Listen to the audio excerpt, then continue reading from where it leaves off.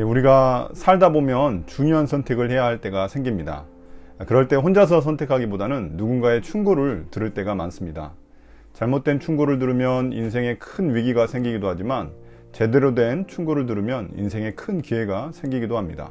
오늘 하나님의 말씀을 통해 우리가 중요한 선택을 할 때 반드시 고려해야 하는 것들이 무엇인지 알아보고자 합니다. 오늘 본문은 역대하 10장 1절부터 19절입니다. 묵상 제목은 올바른 선택을 하기 위한 3가지 방법입니다. 이제 솔로몬의 이야기를 마치고 10장부터는 다른 왕들의 이야기가 펼쳐집니다. 먼저 솔로몬의 아들이었던 르호보암 이야기를 합니다. 그는 오늘 본문에서 통일왕국이었던 이스라엘이 남유다와 북이스라엘로 갈라지게 만드는 크나큰 실수를 하게 됩니다. 그의 실수를 3가지 측면에서 보도록 하겠습니다. 솔로몬이 죽고 그의 아들 르호보암이 세겜에서 이스라엘의 왕으로 등극하게 됩니다. 이곳은 여호수아 시절 가나안에 입성하고 난 후 이스라엘이 하나님에 대한 언약을 맺었던 장소입니다. 나중에 여호수아가 죽기 전에도 이 장소에서 백성들을 모아놓고 율법에 대한 축복과 저주를 선포했던 곳입니다. 세겜 지역에서는 2개의 산이 보이는데 그리심산은 축복을 상징하고 다른 하나의 산인 에발산은 저주를 상징했습니다. 하나님 말씀대로 행하면 축복을 받지만 불순종하면 저주를 받는다는 그런 약속이었습니다.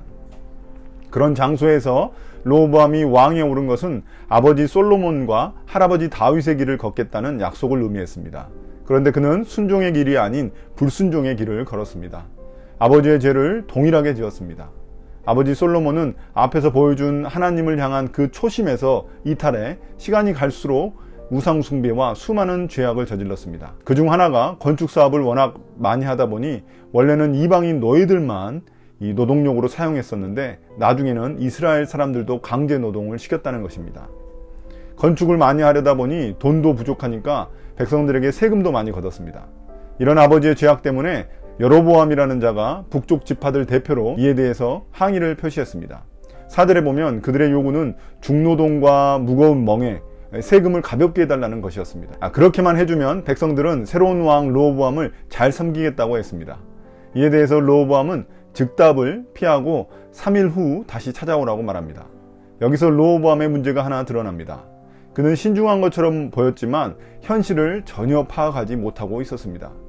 왕이 되려면 먼저 백성의 마음을 잘 살펴야 하는데 그는 그렇지 못했습니다. 솔로몬은 성전을 건축한 후 하나님께 드렸던 기도에서 백성들을 살피는 마음이 참 대단했습니다. 그런데 그의 아들인 르호보암은 그런 준비가 되어 있지 않았습니다. 우리가 어떤 중요한 선택을 할 때 첫 번째로 살펴야 될 것은 팩트를 잘 수집하는 것입니다. 팩트를 제대로 알아야 그에 걸맞는 해결책이 나올 수 있기 때문입니다. 팩트는 전혀 파악하지 않고 남의 말에만 의존하게 되면 큰 실수를 하게 됩니다. 우리나라 위정자들의 가장 큰 문제점도 이 팩트, 현실 파악이 잘 안 되어 있다는 점입니다. 부동산 문제가 핫 이슈인데 자신들은 부동산 때문에 문제를 제대로 겪어보지 않았기 때문에 서민들의 사정을 모르는 것입니다. 그런 사람들이 정책을 만드니 누가 신뢰할 수 있겠습니까?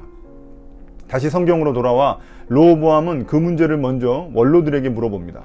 6절에 보면 원로들은 아버지 솔로몬을 섬겼던 그 원로들입니다.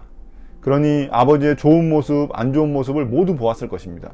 그래서 원로들은 르호보암에게 백성들의 뜻을 들어주고 좋은 말로 대답해주면 평생 임금님의 종이 될 것이라고 충고를 해주었습니다. 그런데 르호보암은 이 원로들의 말을 무시했습니다.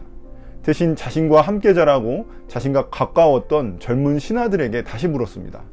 그 젊은 신하들은 어이없게도 르호보암에게 잘못된 충고를 합니다.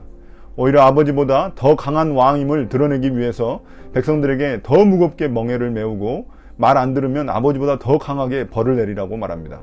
한마디로 말해서 초반에 백성들과의 기싸움에서 지면 안 된다는 그런 의도였습니다. 초반에 왕의 강력함을 보여줘야 한다는 그런 의미였습니다. 여기서 르호보암의 문제가 또 드러납니다. 그는 자신과는 좀 멀었던 원로들을 무시했습니다. 그리고 자신에게 가까웠던 사람들의 말만 들었습니다. 원로들은 오랜 시간 아버지 솔로몬의 모습을 봐온 사람들입니다. 그러니 누구보다도 객관적인 눈과 지혜를 가진 사람들입니다.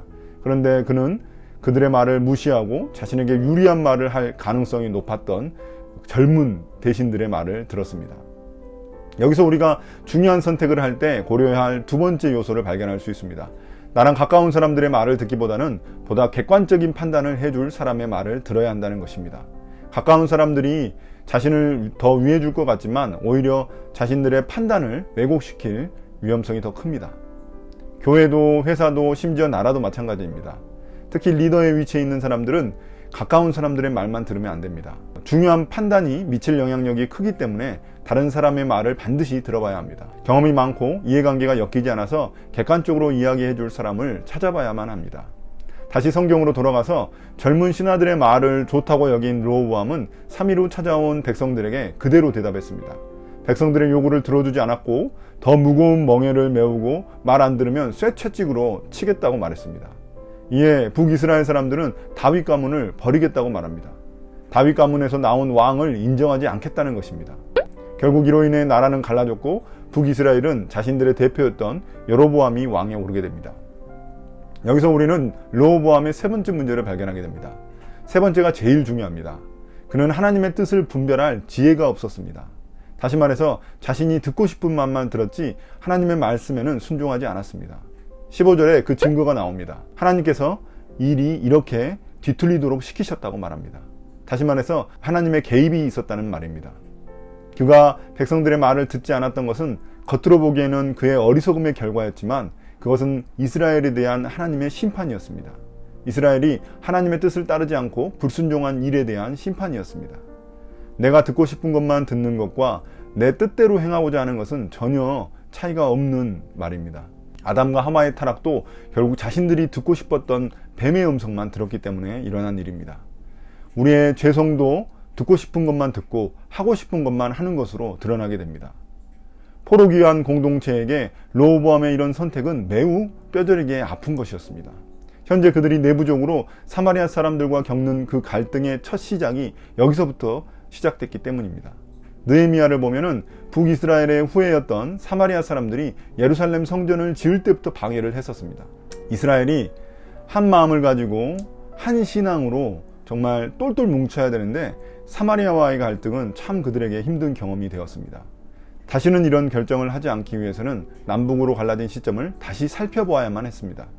모든 이유는 하나님에 대한 불순종 때문이었습니다. 그 결과 나라가 두 동강이 나는 하나님의 심판이 임한 것입니다. 그러나 이제 앞으로도 사마리아와의 갈등이 있을지라도 그들은 이 사마리아 사람들을 품어야만 합니다. 그것이 과거를 반성하고 새로운 미래로 나아가는 길이기 때문입니다.